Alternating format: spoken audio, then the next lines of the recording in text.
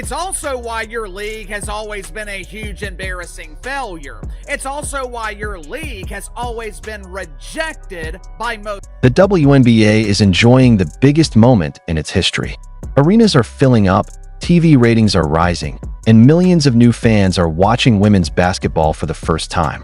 But just as the league reached a new level of popularity, controversy began to overshadow the success. Instead of talking only about basketball, fans are debating hard fouls, player safety, coaching decisions, and social media drama. At the center of it all is Caitlin Clark, whose arrival has brought unprecedented attention to the league. The conversation grew even louder after Stephanie White made comments following another physical game involving Clark. Some supported her message, while others believed the focus should have been on protecting the league's biggest star. That single moment sparked a much larger debate about the future of the WNBA and whether the league is making the right decisions during its biggest opportunity yet. What's going on with AT? It's absolutely unacceptable. There's been so much more toxicity, racism, homophobia. It is absolutely unacceptable. Most of this coming from the online community. Most of this, in my heart of hearts, I believe. The controversy exploded after Stephanie White addressed the growing hostility surrounding the league. She condemned abusive behavior online and emphasized that the WNBA has always stood for inclusion and respect. Many fans agreed with her message, believing there is no place for harassment in sports. However, others felt her comments overlooked the issue they were most concerned about: the repeated physical treatment of Caitlin Clark on the court. After several hard fouls and controversial moments, many expected stronger calls for better player protection instead. That difference in expectations quickly divided the fan base. Some defended White's leadership, while others argued the league needed to focus more on basketball and player safety than on the growing debate happening off the court. And as the discussion intensified, an even bigger question began to emerge. Is one player carrying the league's entire momentum? So I believe that this is people who are using our league, using our players to further divisive agendas. And if you are one of these people that are online doing this, do not call yourself a WNBA fan. Our league is about inclusiveness. Our league is about competition. Our league is about elevating women, elevating marginalized communities, including and being inclusive. That question has become impossible to ignore. Since entering the WNBA, Caitlin Clark has consistently generated record television audiences, sold-out arenas, and unprecedented media attention. Every road game featuring Clark attracts huge crowds, and her impact has introduced millions of new viewers to women's basketball. At the same time, the league continues to promote several other stars, including Angel Reese, Paige Bueckers, and Aya Wilson. While each has a strong fan base, many analysts believe Clark's influence on ratings and public interest currently stands in a category of its own. That debate became even louder after one unexpected moment on national television caught everyone's attention.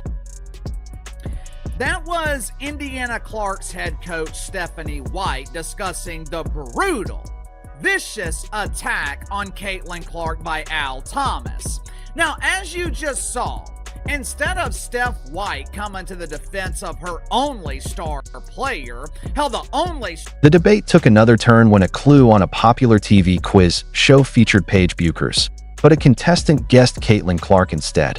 The moment quickly went viral, with many fans arguing it showed just how recognizable Clark has become compared with other WNBA stars.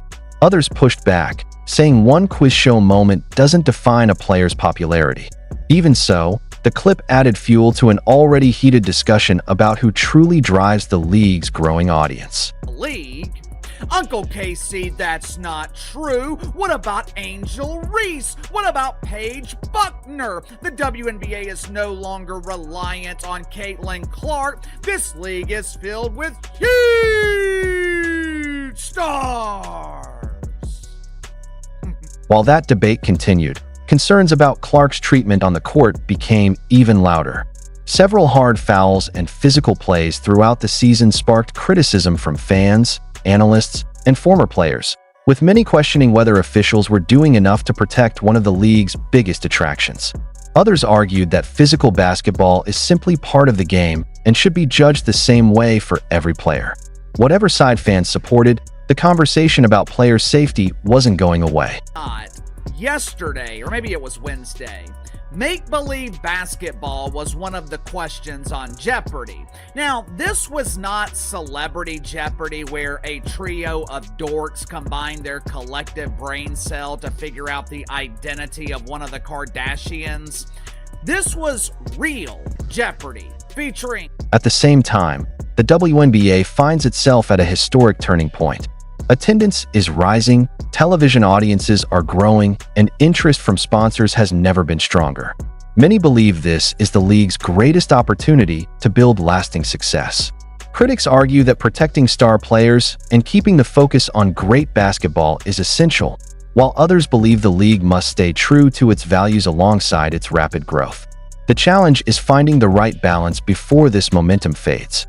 Showed a picture of Paige Bueckers, who the media claims is one of the faces of the WNBA.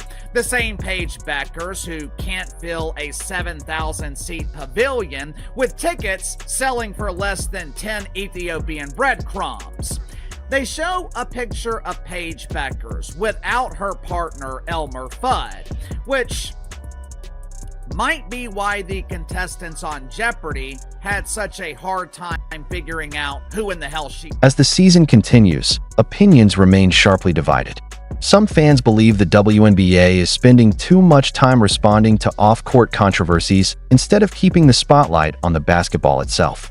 Others argue that issues like sportsmanship, inclusion, player safety, and fan behavior cannot be ignored because they directly affect the league's image.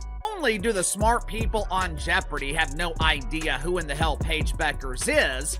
Outside of Caitlin Clark, they can't name another player in the WNBA dump. Which is why I'm struggling to understand why her own head coach refuses to come to her defense. Instead of defending the Great White Hope, Steph White is delivering a passionate sermon on mythical racism and homophobia. She is demonizing the Caitlin Clark fan base, or as Steph White called them, WNBA fans. Every major incident now sparks days of debate across television and social media, often overshadowing the games themselves. Whether fans agree or disagree, one thing is clear. The conversation surrounding the WNBA has become bigger than basketball, and the league now faces increasing pressure to balance its values with the expectations of a rapidly growing audience. Essentially complaining about Al Thomas and other unknowns in the WNBA dealing with criticism on social media, or as Angel Reese would call it, dealing with those haters. One thing is certain. The WNBA is at one of the most important moments in its history.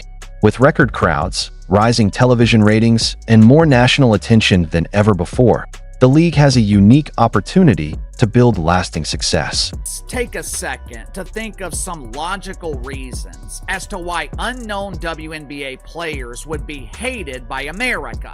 Let's think of some logical reasons as to why the WNBA has a 30-year history of huge embarrassing failure. But with that opportunity comes greater responsibility. Decisions involving player safety, officiating, leadership, and the promotion of the league's biggest stars will shape how fans view the WNBA for years to come. Well, the WNBA is a communist league. For the better part of 3 decades, this toxic turd failed to generate a single peso in profit. They were and still are heavily subsidized by the NBA. If you include the money from their television deal, the NBA is donating hundreds of millions of dollars every year to the... The choices made today could determine whether this surge in popularity becomes a lasting legacy or simply a memorable moment. The biggest question now is whether the league can turn this momentum into long-term growth. The vast majority of players in this league can't draw flies to a fresh turd. They are financially worthless. The WNBA has always prided itself in being an activist league. They focus on activism over basketball. If you don't believe me, watch 5 minutes of a pretend basketball game. Won't take you very long to figure out that most of the players aren't practicing in their free time. They are far too busy flying rainbow flags at the Gay Pride Parade. The rampant entitlement, the constant lecturing of the fan base. Some players in the WNBA, they seem to have a severe dislike of America, and the product on the court, it is the equivalent of a flaming... while keeping fans focused on the game itself. Share your thoughts in the comments below, and if you enjoyed this video, don't forget to like, subscribe, and turn on notifications for more basketball updates. White, it's the mythical racism, it's the homophobia. Our fans are afraid of lesbians. Our fans are afraid of Bob Griner and her husband Ray Gay.